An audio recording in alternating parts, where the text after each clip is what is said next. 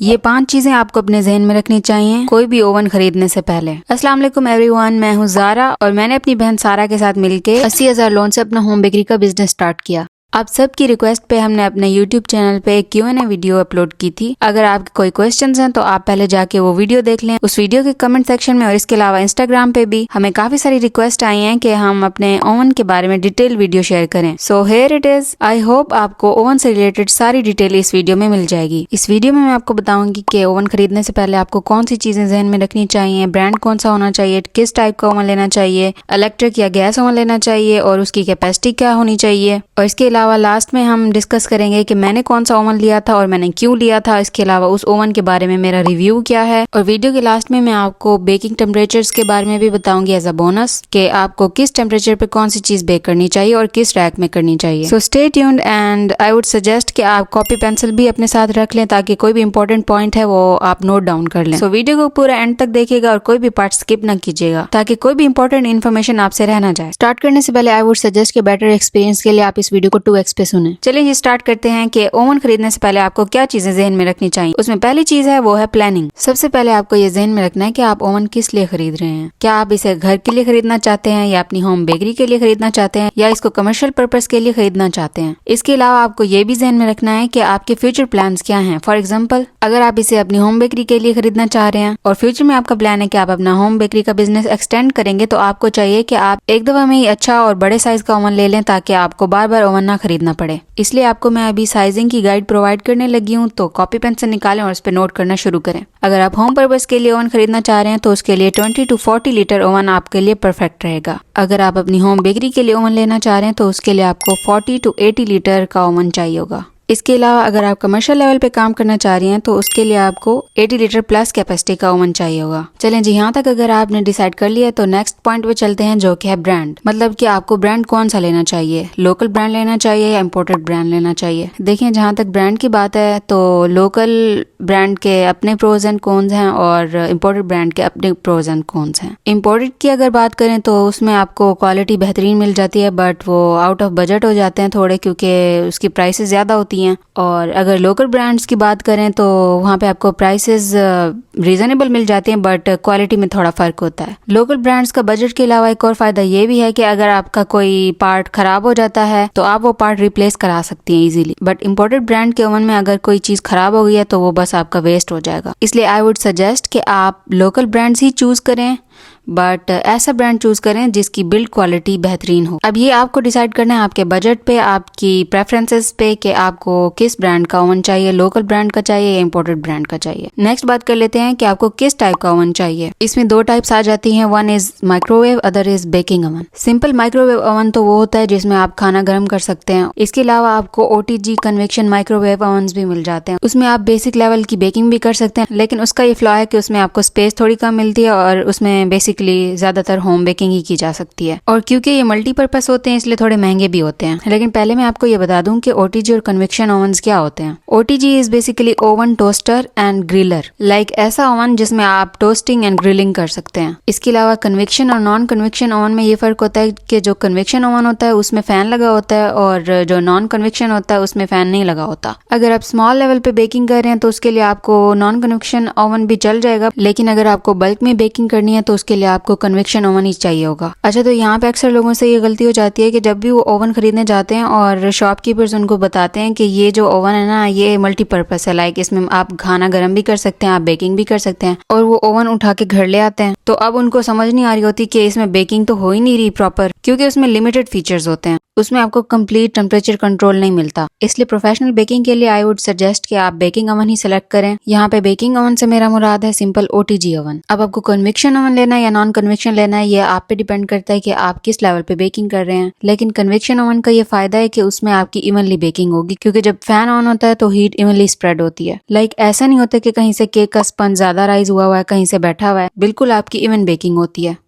चलें जी, नेक्स्ट बात करते हैं कि आपको इलेक्ट्रिक ओवन लेना चाहिए या गैस ओवन लेना चाहिए। अब ये भी आपके एरिया और बजट पे डिपेंड करता है। एरिया पे क्यों डिपेंड करता है? क्योंकि कुछ एरियाज ऐसे हैं जहाँ पे सुई गैस अवेलेबल नहीं है, लेकिन जहाँ पे अवेलेबल है वहाँ भी ये मसला होता है कि कभी गैस का प्रेशर सही नहीं आ रहा होता तो ओवन सही काम नहीं करता। लेकिन इलेक्ट्रिक ओवन का ये नुकसान है कि वहाँ पे आपको इलेक्ट्रिसिटी का बिल पे करना पड़ता है। बट इस प्रॉब्लम को भी आप सॉल्व कर सकते हैं अगर आपके घर में सोलर प्लेट्स हैं। लेकिन सोलर प्लेट्स भी आपको डिच करा सकती हैं उस दिन जिस दिन बारिश हो या बादल हो और फॉग हो। कहने का मकसद ये है कि हर चीज के अपने फायदे भी हैं और नुकसान भी हैं। आपको बस ये चीज देख के डिसाइड करना है कि आप क्या चीज अफोर्ड कर सकते हैं। और इन केस ऐसी इमरजेंसी आ भी जाती है जहाँ पे आपका ओवन नहीं काम कर रहा तो आपको पतीला बेकिंग आनी चाहिए। नेक्स्ट जो इम्पोर्टेंट चीज है वो है ओवन की कैपेसिटी कितनी होनी चाहिए। ऑब्वियसली अगर ज्यादा वाट का ओवन होगा तो आपको उस पर टेम्परेचर वेरिएशन ज्यादा मिलेगी और आपका बिल भी उसी लिहाज से कम या ज्यादा आएगा। अच्छा जी, अब मेरे ओवन की बात कर लेते हैं। ये है मेरा ओवन का ब्रांड, एनवीरो कंपनी का मैंने लिया था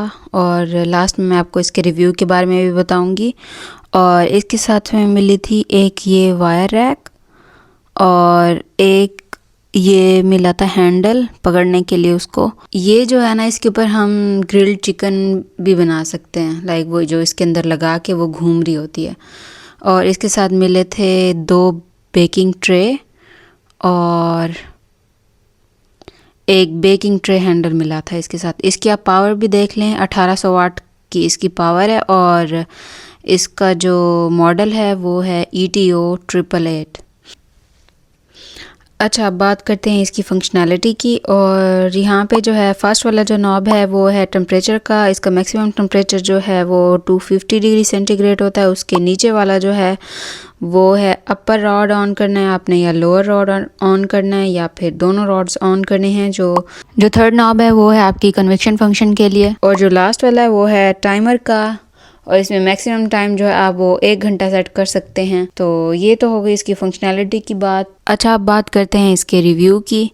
तो I am not satisfied with the results, क्योंकि जब मैंने पहले दिन ये ओवन ख़रीदा था तो उसके next day I was very excited. तो मैंने सोचा कि मैं ना रोटीसरी चिकन बनाऊंगी। तो मैंने मज़े से चिकन मैरिनेट किया अपना और उसमें जो भी मसाला जात होते हैं वो डाले। उसमें विनेगर भी था और ये स्टोरी मैं आपको आगे चल के बताती हूँ कि मैंने विनेगर क्यों मेंशन किया है। खैर, मैंने ओवन ऑन किया और जो है ना इसका जो टेम्परेचर नॉब था वो भी मैंने ऑन किया। सारा कुछ सेट करके मैंने इसका रॉड घूमने वाला फंक्शन है वो भी ऑन किया और 1 घंटा गुजर गया, 1.5 घंटा गुजर गया। चिकन जो है वो अंदर कच्ची ही घूम रही थी। मुझे समझ नहीं आ रहा था कि इतना टाइम कैसे ले रही है चिकन। अच्छा, बाय द वे इसके ऊपर वो टेम्परेचर भी मेंशन किए हुए हैं कि आप कितने टेम्परेचर पे कौन सी चीज़ कुक कर सकते हैं। बट वीडियो के लास्ट में मैं आपको बताऊंगी कि जो बेसिक चीज़ें होती हैं वो आपको किस टेम्परेचर पे किस रैक में बेक करनी चाहिए। अच्छा, 1.5 घंटा हो गया, चिकन वैसा का वैसा खड़ा हुआ था। फिर हमें पता चला है कि इसका जो टेम्परेचर सेंसर है ना वो ही ख़राब है। आई डोंट नो क्या मसला था इसके टेम्परेचर नॉब के साथ, बट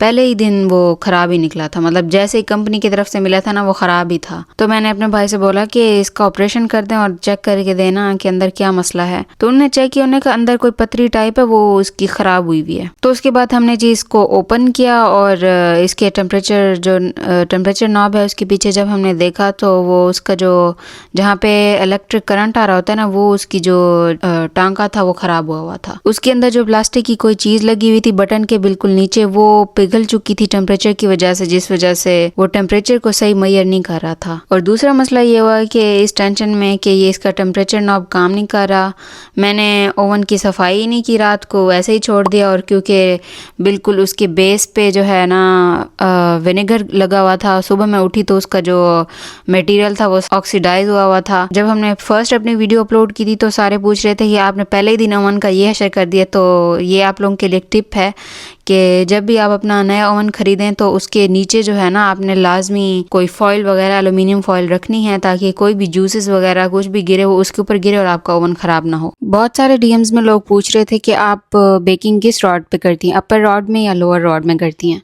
तो उसके लिए मैं ये कहना चाहूँगी कि ये डिपेंड करता है कि आप क्या चीज़ बेक कर रहे हैं। कुछ ऐसी चीज़ें हैं जिनको बेक करने के लिए आपको जस्ट लोअर रॉड ऑन करने पड़ते हैं और कुछ ऐसी चीज़ें हैं जिसमें आपको दोनों रॉड्स ऑन करने पड़ते हैं। और जो अपर रॉड्स हैं उनका बेसिक जो फंक्शन है वो ये है कि आपको जो है ना चीज़ों को ग्रिल करना होता है जब, तो फिर ही ऑन करते हैं। अच्छा, जो मेरा ओवन है ना उसमें आपको 3 स्पेसेस मिल जाती हैं रैक प्लेसमेंट की। यूजुअली जो मैं बेकिंग कर रही होती हूँ वो मैं मिडल रैक पे ही कर रही होती हूँ, चाहे मैं कुछ भी बेक करती हूँ। For example sponges, brownies, cookies, कुछ भी मैं बेक करती हूँ तो मैं मिडल स्पेस पे ही करती हूँ। इसके अलावा बाज़ चीज़ें ऐसी होती है जिनको नीचे से हीट की ज़रूरत होती है, लाइक ग्रिलिंग की ज़रूरत होती है। फॉर एग्जांपल कभी कभी पिज़्ज़ा जो है ना नीचे से कच्चा रह जाता है, तो उसके लिए मैं उसको लोअर प्लेसमेंट पे शिफ्ट कर देती हूँ। इसी तरह अगर पिज़्ज़ा पे कलर नहीं आ रहा तो उसके लिए मैं उसको सबसे अपर वाले रैक में शिफ्ट कर देती हूँ ताकि वो अच्छे से ऊपर से भी ग्रिल हो जाए। अगर आप अभी तक ये वीडियो देख रहे हैं और आपको ये इन्फॉर्मेटिव लगी है तो don't forget to give this video a thumbs up. Also share it with your family and friends जो अभी ओवन खरीदने का सोच रहे हैं। और अगर इस चैनल पे आप नए हैं तो don't forget to subscribe us. चलें जी, अब लास्ट में रहता है एक बोनस पॉइंट जो कि था कि आपको किस टेम्परेचर पे कौन सी चीज बेक करनी चाहिए। इसके बाद लास्ट में एक सरप्राइज भी है जो कि सारा आपसे लास्ट में शेयर करेगी। अच्छा जी, तो केक स्पंजेस को आप बेक करेंगे 160 टू 180 डिग्री सेंटीग्रेड पे।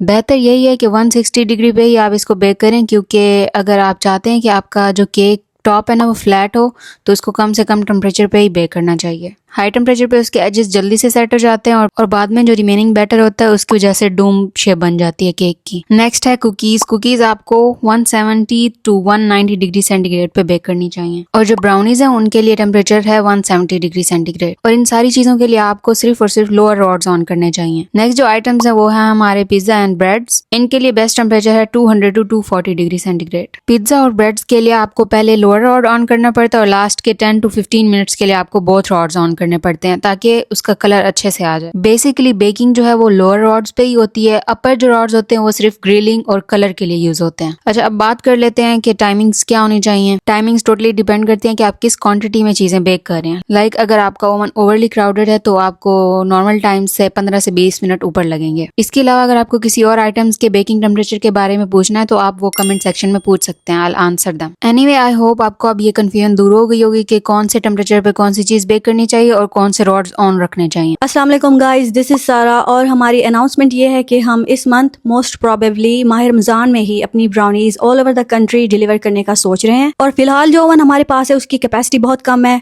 और ऑब्वियसली हमें अपना ओवन अपग्रेड करना पड़ेगा। तो बहुत जल्द हम अपना ओवन अपग्रेड करेंगे और उसके बारे में भी हम एक डिटेल वीडियो यहाँ पर अपलोड करेंगे। So stay tune for these 2 major updates. दोनों अपडेट्स की अनाउंसमेंट हम अपने सोशल मीडिया प्लेटफॉर्म्स पर करेंगे, तो हमारे सोशल मीडिया को फॉलो करना मत भूलें। That's it, thank you so much for watching.